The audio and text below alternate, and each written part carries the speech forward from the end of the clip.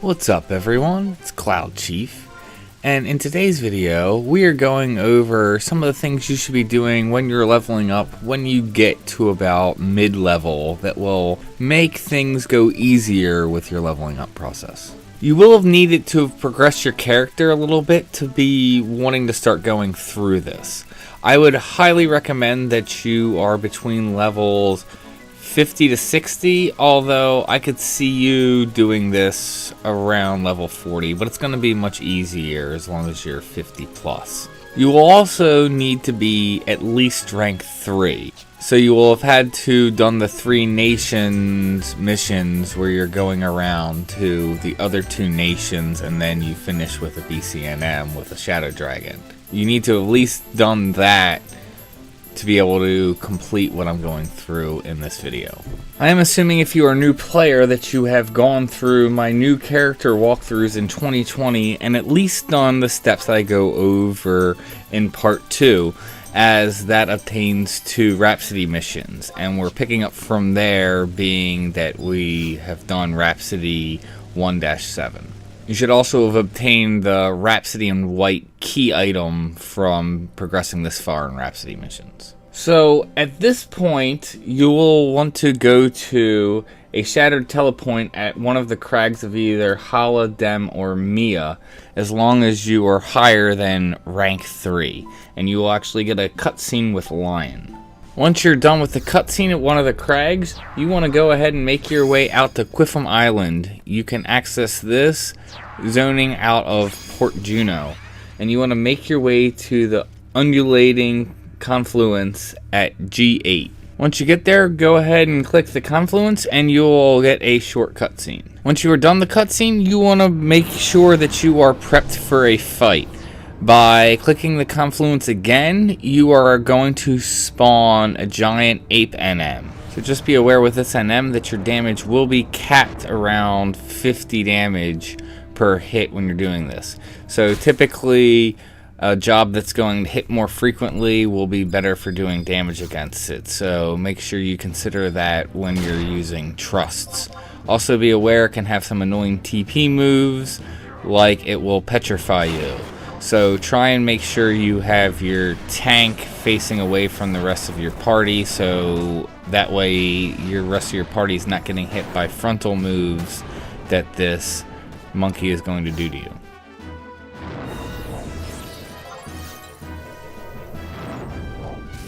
Once you're finished with the fight, go ahead and click the confluence for a 3rd time, and you will actually get a cutscene and you will be teleported into Escha.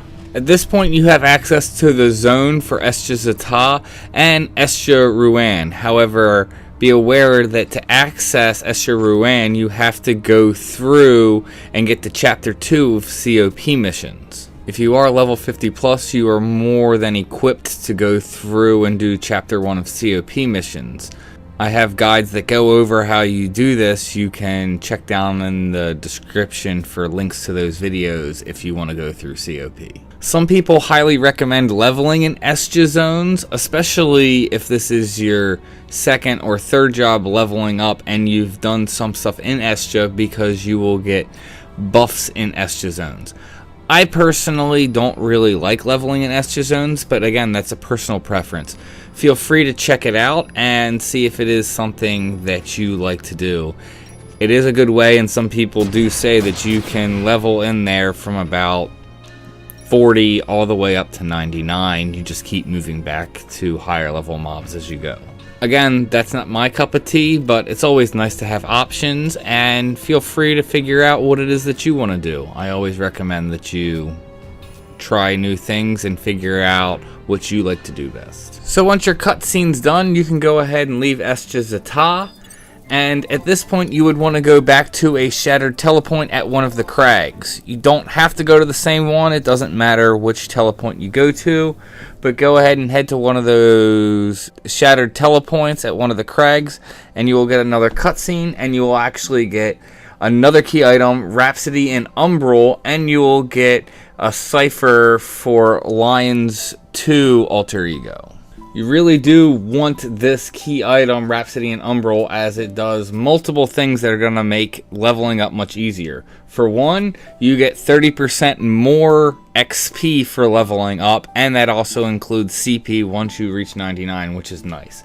It will allow you for the mat fight, which is to break level 75 and go higher, for you to summon trust during that fight, making it substantially easier to go ahead and clear that fight once you get to that point. And it allows you to buy additional things from the Courier Moogle, including an item that we're going to need in a minute to make it very easy to go ahead and get to Whitegate zones. So at this point, we want to go ahead and get access to Aht Urgan or Whitegate areas. So just to make it easier, head to a Courier Moogle, and we're going to go ahead and pick up a coffer key. So you want to go ahead and purchase one of the coffer keys from the Moogle, but be careful which coffer key, because it needs to be a specific one. We either want to get one from Devoy, Bedeau, Castle Ostroja, Temple of Ugalephi, Den of Rancor, Quicksand Caves, or Sea Serpent Grotto. Pick up any one of those. At this point, we need to head to the Neptune Spire. So go ahead and head to Lower Juno and go to J8. If you want more information about joining the Tension Do, go ahead and click the link down in my description. That'll go over that was about getting rank 4. So at this point, go into the Neptune Spire and go to J8 and talk to Farsal. He is going to go ahead and give you 3 options. Go ahead and pick the 3rd option, which is blank on the list. After which, go ahead and talk to him again, and you can select that I want to go, or you can pick the 3rd option on the list again. At this point, he will give you 3 different ways to go ahead and get through.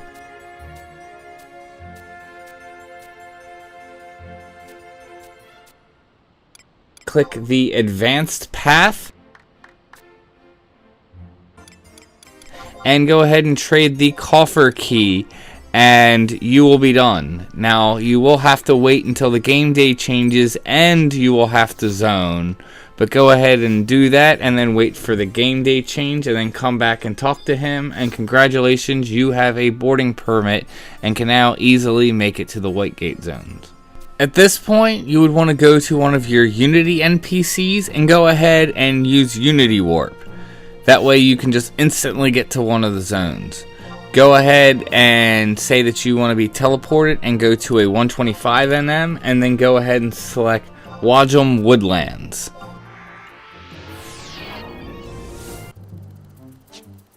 From the Woodlands, I would go ahead and make your way to M7, and this will actually zone you into Aht Urgan Whitegate. At this point, I would recommend that you go ahead and do the first Aht Urgan mission, because this will allow you to get Sanction, which is essentially like the Aht Urgan signet for this area, and it will give you an XP bonus whenever you are fighting in this area. So go ahead and make your way to I-10, and then you're gonna go and talk to Naja Salahin.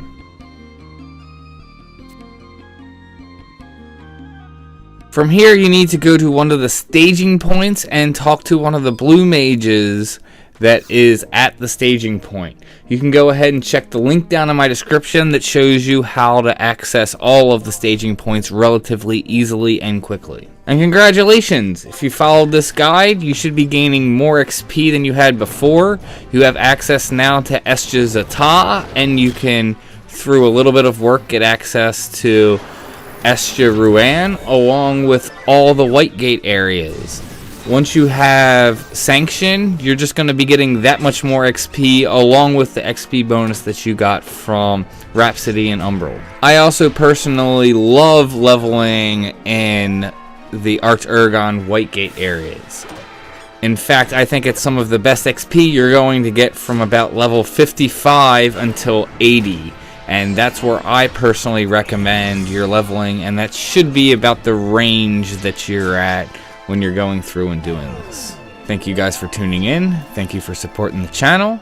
And as always, may you have success in all you do.